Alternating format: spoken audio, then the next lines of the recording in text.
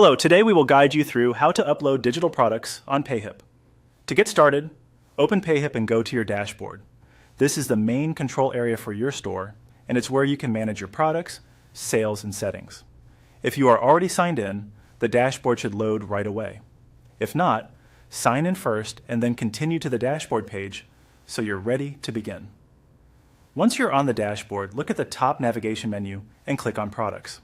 This section is where all of your existing items are listed, and it's also the place where you can create and manage anything you want to sell through your Payhip store. Taking a moment to get familiar with this area can make future updates much easier. After that, click on Add New Product.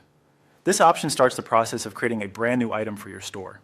If you plan to sell files such as ebooks, templates, printables, music, or other downloadable content, this is the step that moves you into the product setup screen.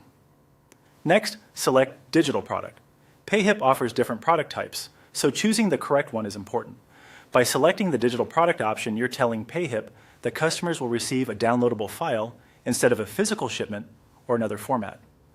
This helps make sure the product is set up properly from the start. You'll now arrive at the product creation page. Here, enter your product details and then follow the on-screen procedure to complete the setup. Typically, this includes adding the product name, writing a clear description, setting the price, and uploading the digital file you want customers to receive after purchase. As you fill this out, try to make your title simple and specific so buyers immediately understand what they're getting. For the description, focus on the value of the product and what is included. As you continue through the on-screen prompts, review each field carefully before saving or publishing.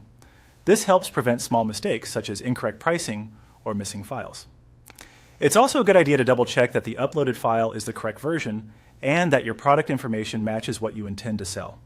Once everything has been entered and confirmed, complete the setup using the prompts shown on your screen. At that point, your digital product should be added to your Payhip store and ready for the next stage of selling. That's it for this guide.